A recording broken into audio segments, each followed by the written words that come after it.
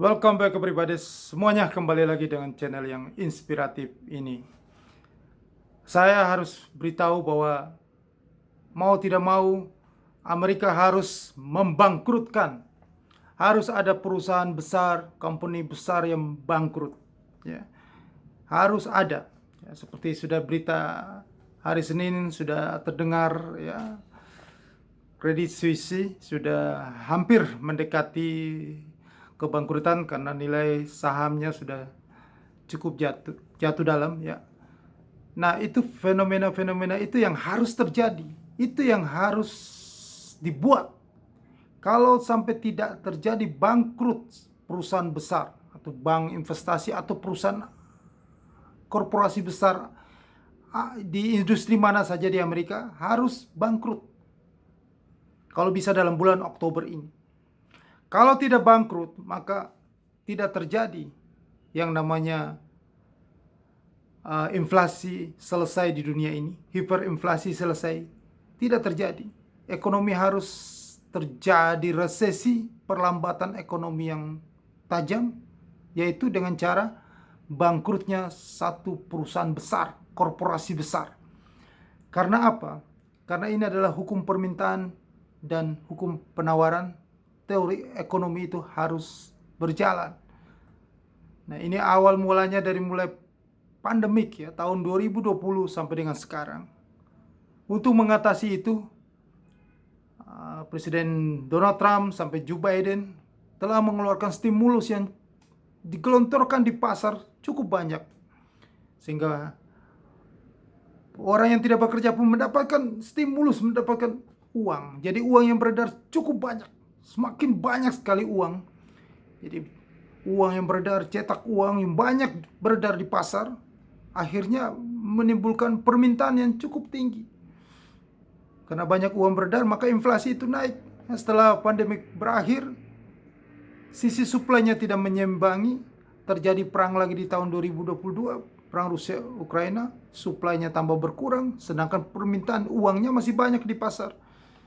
Akhirnya inilah yang membuat inflasi itu tidak selesai sampai dengan sekarang. Ya, harga-harga barang melonjak tajam. Nah, tetapi pasar tenaga kerja juga ikut melonjak tajam di Amerika Serikat. Jadi kapan ini selesai inflasi ini? Tidak akan selesai. Karena mereka masih mempunyai income, mereka masih berbelanja terus. Walaupun harganya sudah tinggi, dikejar terus. Maka inflasi ini tidak akan selesai.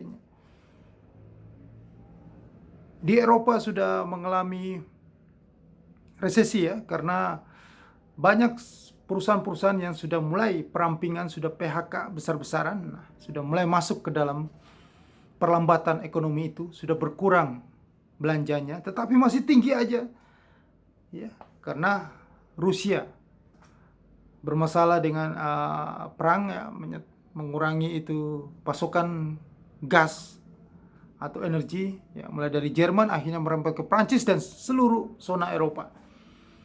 Nah, dan akhirnya sektor energi inilah, ya, harga-harga di sektor energi di zona Eropa inilah yang membuat inflasi itu tinggi di Eropa, sehingga harga-harga barang melonjak dan mereka sudah sangat kesulitan, ya, harga-harga pangan, ya, cukup tinggi karena perang juga. Nah, di dunia ini Wall Street, ya, bursa saham itu masih naik terus harganya karena uang yang beredar masih cukup banyak di pasar, sehingga mereka masih tetap membeli. Saya nggak bilang itu aset, tapi barang yang tidak jelas ini, yaitu kripto, Bitcoin, itu masih saja diburu. Yang sudah tidak jelas, yang aslinya sudah tidak jelas, nggak ada fundamentalnya, tetapi masih saja diburu, harganya masih naik terus. Ya, bagaimana caranya supaya ini inflasi ini selesai? Ya, ya harus dibuat supaya ada korporasi besar yang bangkrut. Ya, Credit Suisse sudah hampir, ya. Harus terjadi seperti di kebangkrutan di korporasi besar. Pada tahun 2008 terjadi krisis subprime mortgage atau krisis keuangan terbesar di Amerika Serikat karena ada perusahaan yang sepanjang sejarah, perusahaan yang sudah berdiri 150 tahun dengan aset yang cukup besar, yaitu Lehman Brothers, bank investasi yang cukup besar, menyatakan kebangkrutannya itu pada tanggal 15 September tahun 2008 setelah hidup di dunia ini berbisnis selama 158 tahun, menyatakan bangkrut. Perusahaan bank investasi yang cukup besar itu pun menyatakan bangkrut itu pada tanggal 5 September 2008. Itu disebabkan karena mereka terjerat masuk ke dalam krisis hipotek utang perumahan, ya, kasus subprime mortgage. Harga sahamnya melorot tajam, ya, akhirnya menimbulkan ketidakpercayaan oleh investor-investor besar, ya, semua investor dalam yang menyimpan uang di bank investasi Lehman Brothers itu menarik dana besar-besaran sehingga bank itu mengalami kolaps dan menyatakan bangkrut. Bank itu memiliki aset sebesar 691,1 miliar US dollar. Jadi setara dengan rupiah 10.159 triliun. Jadi aset itulah yang terakhir pada saat kebangkrutan.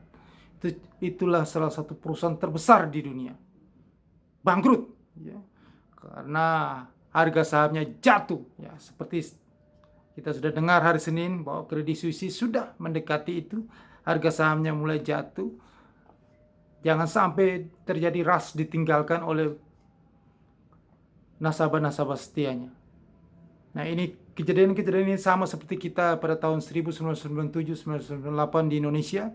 Terjadi rush besar-besaran terhadap bank-bank di Indonesia, BCA, BDNI, ya, bank-bank swasta, Danamon, ya, bahkan bank pemerintah pun terjadi rush semuanya di Indonesia pada saat itu. Akhirnya muncullah bantuan likuidasi Bank Indonesia, likuiditas Bank Indonesia, BLBI itu, untuk memberikan stimulus, membantu supaya bank itu kembali pulih kepercayaannya. Nah, seperti itu yang terjadi. Itulah yang bisa membuat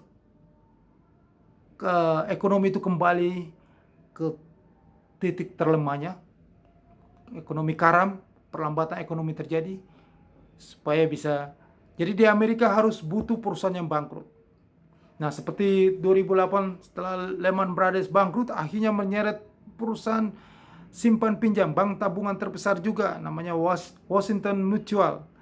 Nah, itu pada bulan berikutnya, pada seminggu kemudian, tanggal 26 September 2008, menyatakan kebangkrutan.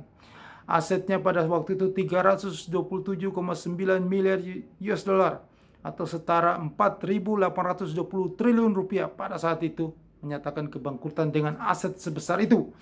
Washington Mutual itu perusahaan yang bank investasi, perusahaan terbesar di dunia kalau dihitung, ya. Perusahaan yang bangkrut itu nomor 4 di dunia. Setelah Lehman Brothers ada WorldCom itu pada tahun 2020. Ya, terus ada lagi yang Pacific Electric, ya. Setelah itu Washington Mutual, ya. Bank ini merupakan bank investasi simpan pinjam terbesar di Amerika Serikat, ya. Jadi itulah terjadi rush juga. Akhirnya banyak sekali investor yang menarik dananya, sekitar 17 miliar pada saat itu. Akhirnya bank itu diambil alih, ya. Nah, itulah yang terjadi dan menyeret juga industri otomotif, ya. General Motors ikut mengalami kebangkrutan itu pada jadi setelah tahun depan, ya, bulan Juni menyatakan bangkrut, ya, General Motors. Nah, kalau tidak ada terjadi perusahaan yang bangkrut, maka inflasi ini tidak mungkin akan bisa diselesaikan. Walaupun suku bunga dinaikin terus, tetapi mereka tetap pasar tenaga kerja masih ada terus. Jika pasar tenaga kerja masih bertumbuh, maka permintaan itu makin tinggi karena ada income, ya, mereka berbelanja terus, maka inflasi sulit dikendalikan.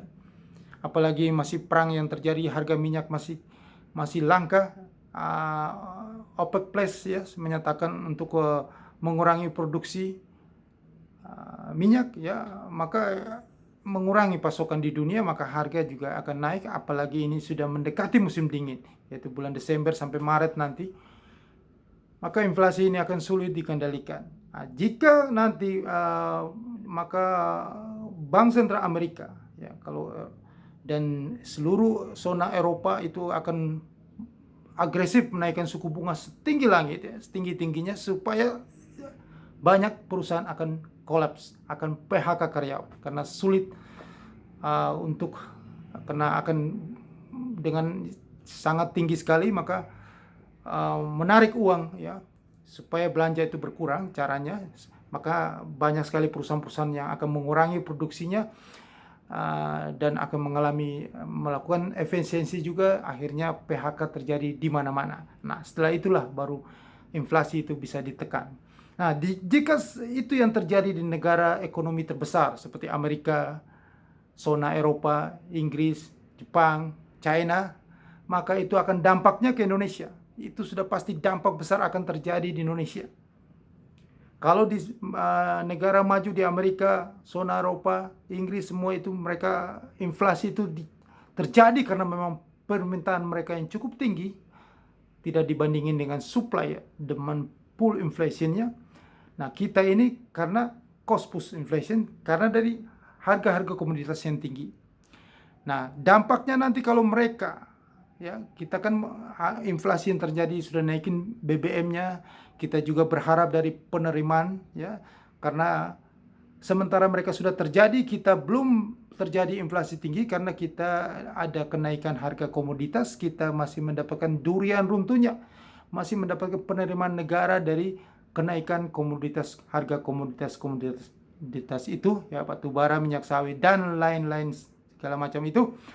Nah, pada saatnya mereka itu sudah mengalami kebangkrutan, PHK besar-besaran, ya, ada bank investasi besar yang bangkrut, atau kalau saya pikir tahun ini adalah di sektor teknologi, karena suku bunga akan dikerek naik tinggi, suku bunga Amerika Serikat, maka saham-saham di sektor teknologi akan anjlok, jatuh dalam. Mungkin yang terjadi nanti di bandar-bandar yang sudah membeli Bitcoin, ya, MicroStrategy atau BlackRock, ya, mungkin mereka akan mengalami kebangkrutan, ya, akan kebangkrutan atau rugi yang besar, menjadi berita yang besar, ada PHK besar, ya, karena Bitcoin menjadi nol. Nah, disitulah maka guncangan pasar terjadi, maka inflasi itu bisa ditekan karena orang menjadi miskin banyak orang di dunia menjadi miskin, kehilangan duit, maka mereka tidak berbelanja lagi, tidak berhemat lagi, maka harga-harga bisa ditekan. Ya, kehilangan duit banyak itu adalah mereka yang telah membeli sesuatu yang gak jelas ini, yaitu kripto dan Bitcoin. Jika itu banyak sekali uang ke sana, dan nanti kalau Bitcoin jadi nol, kripto jadi nol, maka mereka akan kehilangan duit yang banyak, maka semakin miskin mereka, belanjanya berkurang. Begitupun juga nanti indeks saham Nasdaq akan jatuh dalam, maka mereka akan menjadi tambah miskin juga, akhirnya belanjanya berkurang. Inflasi bisa ditekan. Dan itu akan masuk ke Indonesia. Virus itu akan dampaknya ke Indonesia. Pertama, negara akan mengalami kerugian di sini, ada penerimaan negara berkurang. Di sektor swasta, perusahaan-perusahaan akan mengalami kesulitan dalam menjual barangnya. Karena pertama, harga produksi yang sudah tinggi, ya, biaya produksinya tinggi, mereka membuat harga itu jadi mahal. Sedangkan sekarang ini BBM, karena BBM sudah naik, semuanya naik, maka mereka menjual barang dengan harga yang tinggi. Sementara di sini jika BBM naik, semuanya naik, daya belinya tidak ada, maka tidak ada pembelian. Maka barang-barang itu banyak sekali stok di gudang, barang alias tidak laku. Jika barang-barang tidak laku, banyak stoknya, berarti mereka mengurangi produksinya. Mereka tidak memproduksi yang lebih banyak lagi. Jika mereka tidak memproduksi lebih banyak lagi, terus buat apa karyawan yang banyak ini? Maka perusahaan-perusahaan di Indonesia pasti melakukan perampingan, istilahnya efisiensi, cost, biaya, maka mereka akan melakukan PHK atau merumahkan karyawan-karyawannya. Nah, disinilah akan terjadi dampaknya. Setelah merumahkan, maka semakin memperburuk ekonomi. Sedangkan pemerintah sendiri di tahun depan juga akan kesulitan karena penerimaan negara berkurang, perusahaan tidak mendapatkan laba, berarti pemasukan pajak berkurang dan penerimaan dari ekspor berkurang, maka itu mempengaruhi fiskal juga, APBN, APBD juga akan berkurang, akhirnya semakin memperlemah daya beli, tidak ada income sama sekali. Maka yang tadi akhirnya kita semakin terjadi, dolar rupiah kita semakin melemah terus.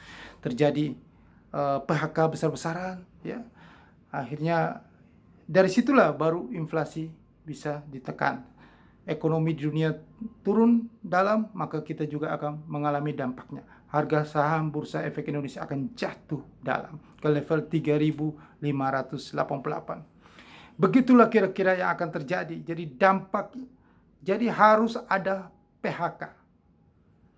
Jadi harus ada perusahaan yang bangkrut, harus ada PHK. Baru bisa dikatakan inflasi ini selesai.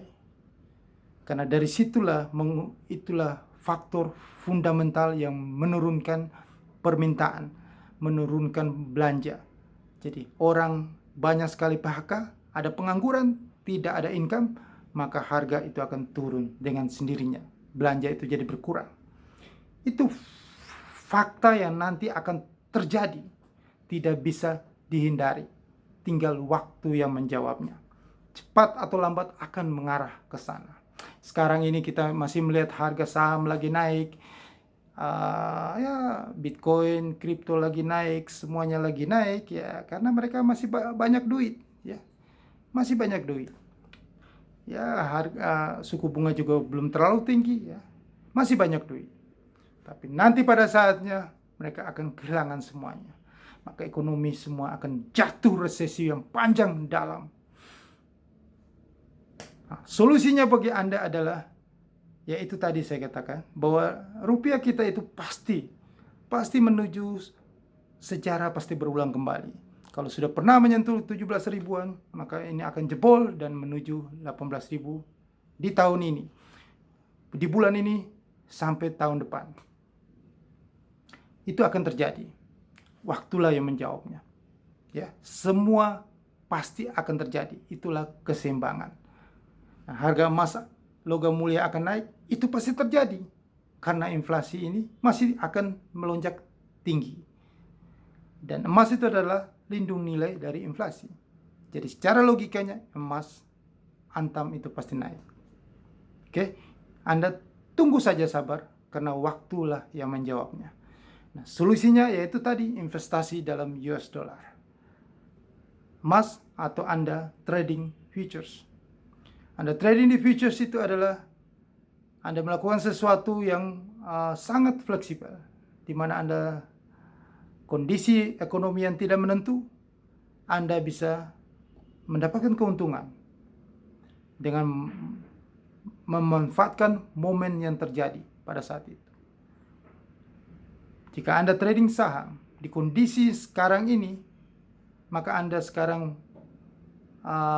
menunggu kehancurannya. Karena bursa saham dunia akan hancur. Maka Anda akan membeli di harga yang paling tinggi sepanjang sejarah dunia ini. Begitulah kira-kira. Jadi Anda harus cermat, Anda harus wise di sini. Karena ini masa-masa sulit. Dan ini memang sengaja dan harus dibuat. Dan Amerika, bagaimana caranya supaya inflasi ini bisa ditekan? Dia haruslah dibuat ekonomi itu melambat dengan cara ada kebangkrutan. Tahun 2020-2021 Amerika mengeluarkan stimulus yang begitu banyak, membuat dunia bahagia, mendapatkan berkat kelimpahan itu. Uang beredar cukup banyak, akhirnya merembet ke seluruh dunia, bahkan sampai ke kita Indonesia. Banyak sekali import barang, batu bara, ya, sektor energi untuk pembangunan mereka, untuk mereka. Kita mendapatkan kebahagiaan itu berkat. Nah sekarang dimulai dari mereka sekarang susah, kita juga ikut susah, dan ada perusahaan yang bangkrut di Amerika, maka itu akan merembet ke Indonesia juga. Pasti ada perusahaan yang bangkrut, yang PHK juga. Itu namanya efek domino, tidak bisa lari dari kondisi global ini. Oke? Solusinya itu trading futures, karena trading futures itu Dimanapun terjadi kondisi, kita bisa mendapatkan keuntungan. Kondisi bagus, kita mendapatkan keuntungan. Kondisi buruk, kita mendapatkan keuntungan. Karena itulah trading di era modern. Bukan trading konvensional, tradisional. Beli barang seperti kita berdagang di pasar pagi, Mangga 2, Tanah Abang. Kita beli barang dulu, nanti kita akan menjual kalau barang itu naik. Kalau barang itu turun, ya kita nggak jual-jual, kita jual rugi. Tetapi di futures, dimanapun kondisi pasar turun atau naik, kita bisa mendapatkan keuntungan. Nah, untuk lebih detailnya, saya sudah sediakan email di deskripsi video ini. Anda bisa email saya. Saya akan jelasin kepada Anda bagi yang belum paham tentang apa itu futures market. Tetapi yang sudah trading di tempat lain, ingin dapatkan sinyal trading, Anda bisa join dengan link broker yang sudah saya sediakan di deskripsi di bawah ini.